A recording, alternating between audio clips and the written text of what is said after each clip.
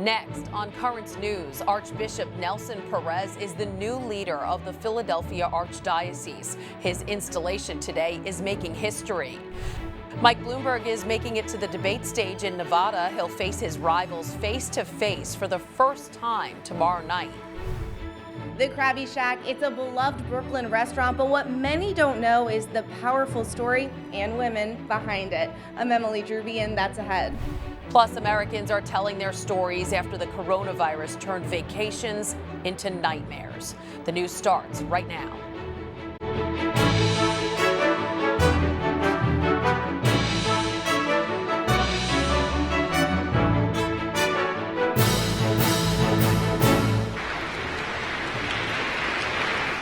A jam-packed cathedral in Philadelphia as Archbishop Nelson Perez becomes the new leader of the Archdiocese.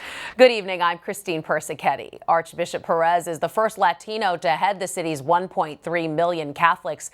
He's the son of Cuban immigrants who settled in New Jersey. Those who know him say he's a down-to-earth pastor.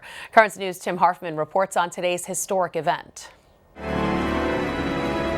A new Catholic leader officially installed in Philadelphia, Archbishop Nelson Perez. Nearly 2,000 people packing the city's Cathedral Basilica of Saints Peter and Paul this afternoon. As the Pope's ambassador to the U.S., Archbishop Christophe Pierre read the official letter from the Holy Father. We release you for the bond of your former see, and we appoint you Metropolitan Archbishop of the Cathedral Church of Philadelphia of the Latins. Archbishop Perez processing through the Cathedral Basilica with the signed letter from Francis on display.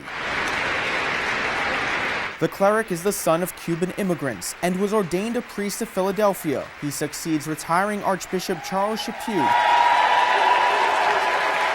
In his homily, Archbishop Perez said he is hopeful for the future of the church. Never underestimate the power of the Spirit of God working in you, through you, and despite you. He also prayed victims of sexual abuse turn to the church for guidance. I and we are ever so deeply sorry to these victims, and we continue to work with hope that we will make it right and be a source for them of healing.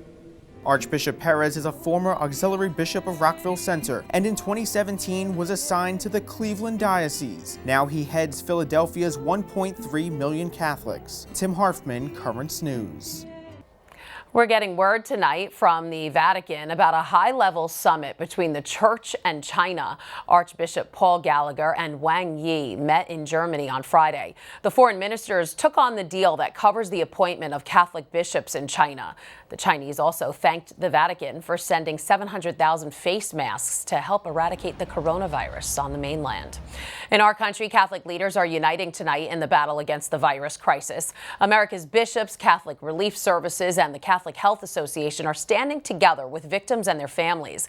They're applauding the actions being done here to help, saying, "We also commend the U.S. government for transporting more than 17 tons of donated medical supplies to China. This response to the novel coronavirus demonstrates the critical importance of the need to work together." The group is urging people to stay alert to the latest news about the crisis. That virus is deadlier than the flu. Even though this season more Americans have died from the flu, the virus is highly contagious with a death rate that's about 20 times higher than the flu, running at 2%.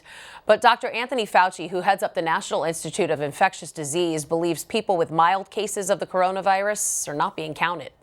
I would think at tops it's 2%, and it likely will go down when all the counting gets done to 1% or less. The latest information from China is that almost 1,900 people have died from the virus, and there are more than 72,000 confirmed cases. Outside the mainland, the location with the most infections is a cruise ship docked in Yokohama, Japan. More than 500 people have been diagnosed with the virus. Many Americans who were on board the Diamond Princess were quarantined on that ship, and now that they're being released, they face even more isolation. Brian Todd reports on their ordeal. The buses are starting to line up. An excruciating journey for Americans being evacuated by the U.S. government from the Diamond Princess, a cruise ship that's become a floating incubator for coronavirus. 338 Americans taken off the ship in Yokohama, Japan, and flown to 2 Air Force bases in the U.S. More than a dozen of them have tested positive for coronavirus. Passengers irritated that they had to wait hours for buses, hours to board the planes, and at certain points didn't even have access to bathrooms. Yeah, the best I can do is go find out where a bathroom is. Go find out. One American passenger, Carrie Maniscalco, was at the end of her rope after going through almost 2 weeks of quarantine on the ship, only to be told she'll have to do it all over again on a military base. They have sent over a dozen emails assuring us that there would not be an additional quarantine. And they just told us that we'd be re-quarantined for 14 more days. Another American on board the Diamond Princess, Matthew Smith, has not left his cabin for 2 weeks, and Smith refused to be evacuated. They were going to break that quarantine, put us all on coaches and then in planes for 10 hours, and we thought we'd have a far better chance of catching the virus on that transference than we'd ever had on the ship. The Americans evacuated from the Diamond Princess who tested positive were put in specialized containment areas on the planes, kept isolated from other passengers. Was it safe for the rest of the passengers to sit so close together on the long plane ride to the U.S.? We don't know. We really don't know. There was no evidence for separating them from each other. That being said, you'll see the pictures, everybody had a mask on. That mask is mostly to prevent, so if I coughed, the particles would get caught in the mask. Brian Todd filing that report. Japanese officials are saying tonight that the quarantine on board the Diamond Princess should end tomorrow, and over the next 3 days, passengers will be allowed to disembark as long as they've tested negative for the coronavirus. A Chinese hospital director, Dr. Liu Zhiming, is dead, a victim of the disease. He had run the Wuchang Medical Facility in the city where the viral outbreak started, Wuhan. The 51-year-old neurosurgeon died early this morning. His passing reinforces concerns about the ability of medical workers to protect themselves from the illness. China's Central Military Command is awarding the title Martyr to those health professionals who've died from the virus. Catholic Bishop Joseph Zhu is fully recovered tonight after being infected by the coronavirus in China. The 98-year-old is confined to a wheelchair, and his face is obscured in this video from the Central Hospital in Nanyang. The bishop is believed to be the oldest patient to recover from the disease. Earlier in his priesthood, he suffered persecution from the Chinese communists, forced into prison and hard labor camps. A plague of locusts is devouring parts of East Africa, and the crisis is prompting action from the United States. People are trying to frighten the insects away from pastures and cropland. The United Nations is warning that a food crisis is looming if the infestation is not brought under control. Secretary of State Mike Pompeo is pledging American help. The United States is providing $8 million in additional funding to support regional locust control operations in Ethiopia, Kenya, and Somalia. Pompeo is in Ethiopia, where he met with the country's foreign minister. The locust invasion is the worst in 70 years in some parts of Africa.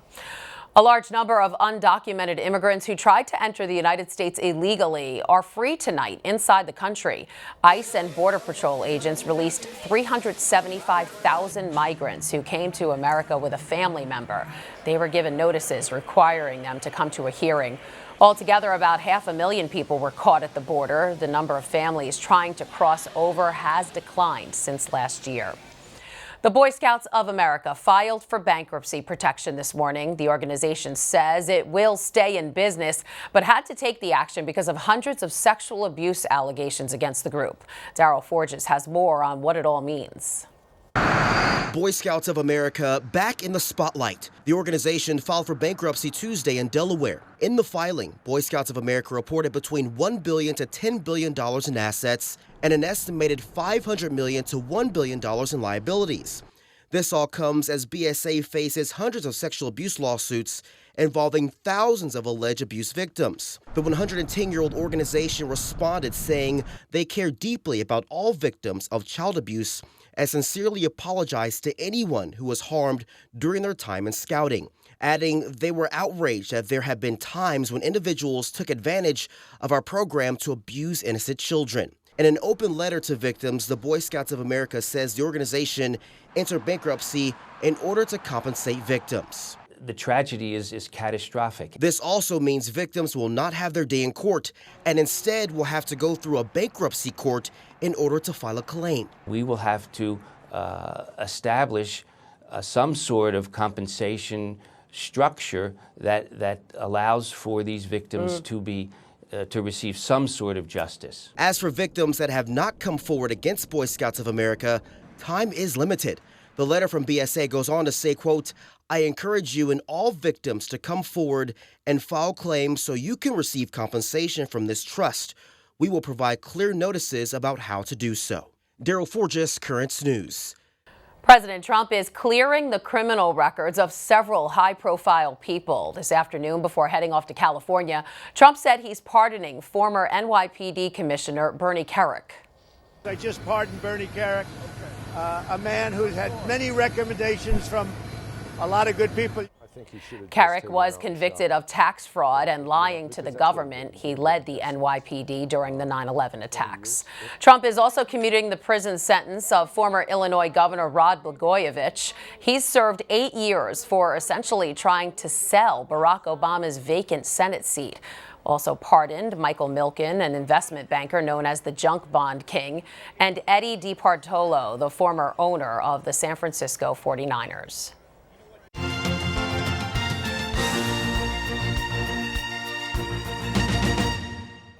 Mike Bloomberg will be on the stage tomorrow night in Las Vegas for the Democratic presidential debate. It will be the first time the billionaire will face his opponents. The debate will be held ahead of Saturday's Nevada caucuses. Bloomberg is earning the invitation after the results of a new national poll. The Marist survey shows Bernie Sanders first with 31%, followed by Bloomberg at 19% and Joe Biden with 15%. The trio, along with Elizabeth Warren, Amy Klobuchar, and Pete Buttigieg, will be in the debate. Voters are already going to the polls in Nevada. The state started early voting for the caucuses over the weekend. Turnout so far is said to be heavy. The next big Vatican summit of the world's bishops is being set for the fall of 2022, and already the themes are being examined. A council of bishops has submitted 3 ideas to the Pope, although the Vatican is not releasing them just yet. But the plight of migrants appears to top the list. According to the Holy See, families being destroyed and young people traumatized when they're forced from their homes are important to the Pope. There's a lot more news headed your way. Our coverage of Black History Month, a popular restaurant in Brooklyn, is thriving because of the women behind it. And Father Augustus Tolton, an African-American priest who made history, is on the road to sainthood. A Brooklyn priest is here to explain what Tolton endured. And the fire season is getting a head start this year in California.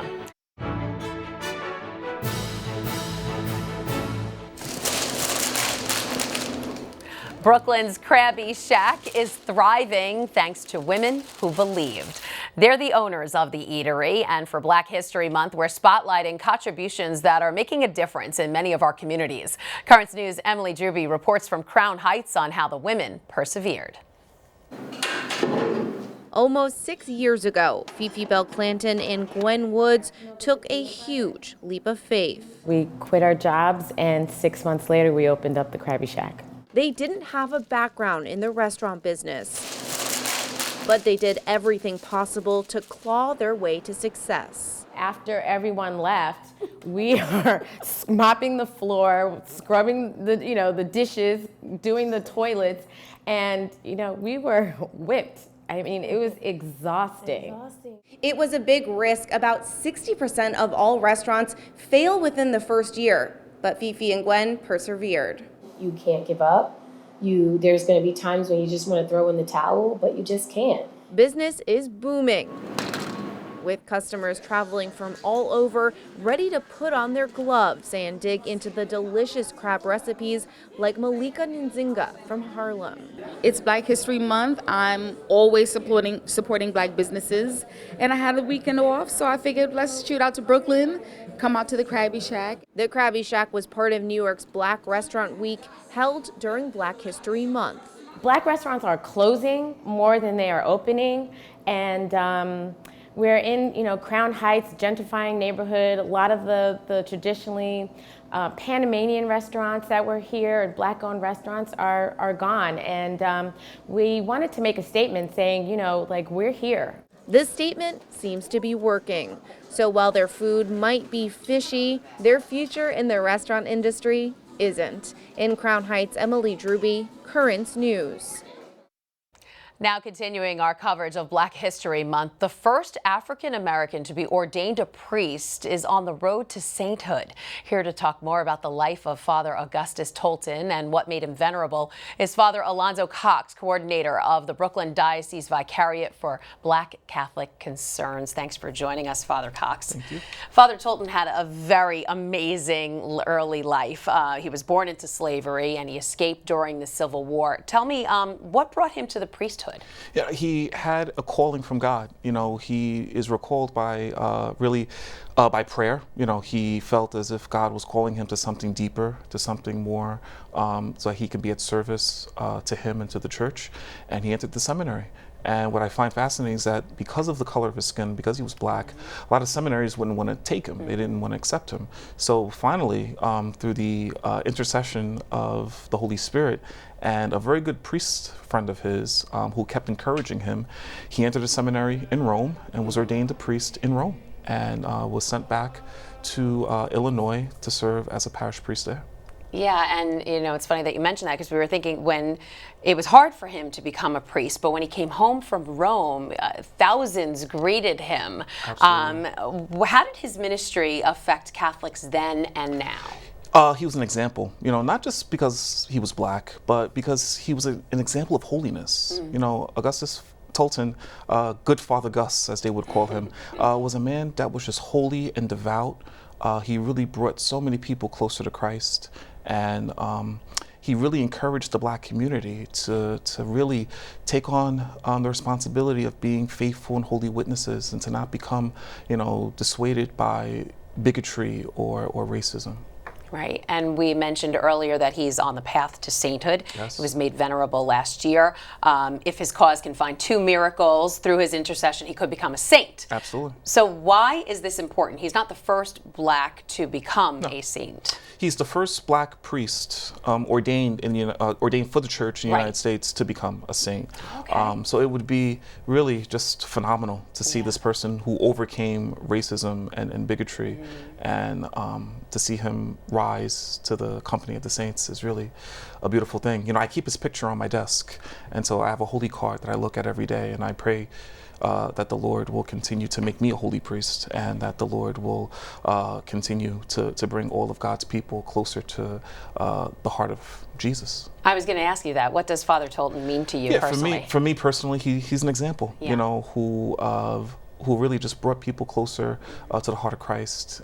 He never allowed racism or bigotry to get in the way of his mission of preaching the good news and being a good and holy priest. And even from his own brother priest, he got this. His own brother priest treated him with such disdain and disrespect, and he never gave in to any of that. And he continued the mission of preaching and teaching in the name of Christ. So what happens from here? What do you hope happens? Well, I'm hoping that we'll find 2 miracles. There is a large guild for the cause of canonization. There's a one-man play on Augustus Tolton, and really just promoting the cause and really preaching who he is, or he was, and who he continues to represent, and that is Christ. All right, really interesting. Father Alonzo Cox, coordinator of the Brooklyn Vicariate for Black Catholic Concerns. Thank you for being with us today. Thank you.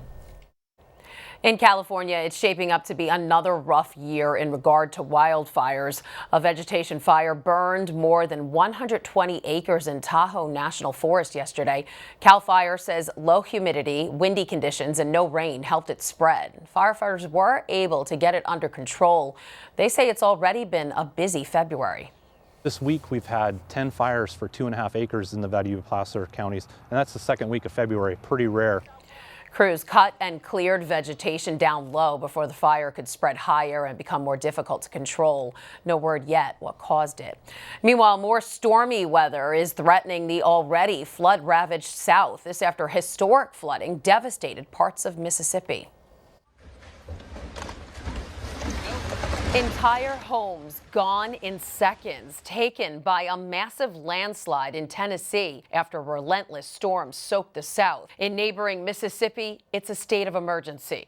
It has been a long weekend for Mississippi as floodwaters have continued to rise at the Pearl River and around central Mississippi. Authorities in Mississippi are sending out a clear warning to people in evacuation areas. If you were told to evacuate, please heed these orders and do not return until officials have told you it's safe. Historic and unprecedented floods have swallowed neighborhoods. It will be hundreds of homes and will very likely approach 1,000 totally. We as a state are not in the clear yet. We do anticipate more heavy rainfall for this region. Now, new rounds of storms are threatening the already hard-hit and saturated South. We don't anticipate seeing further rises in the central Mississippi area. Officials expect the flood threat to move south along with the receding waters. Potential flooding in and around Marion County, specifically in the city of Columbia, potentially depending upon what the river does over the next couple of days. Officials in Jackson said yesterday that the Pearl River appeared to have crested at just under 37 feet and continued to fall. There's news tonight from Europe about priests showing that 1 in 4 newly ordained clergy come from Poland. The continent is getting a boost from the Catholic country with about 350 new Polish priests each year, representing more than a quarter of the European total. The overall number of diocesan priests around the world has been growing over the past 20 years, now topping more than 280,000. Still to come on Currents News, be kind, because doing so is good for your health. We'll tell you what the experts are saying. And a story you won't soon forget. A pigeon and puppy are now inseparable partners. The story on how it happened is coming up.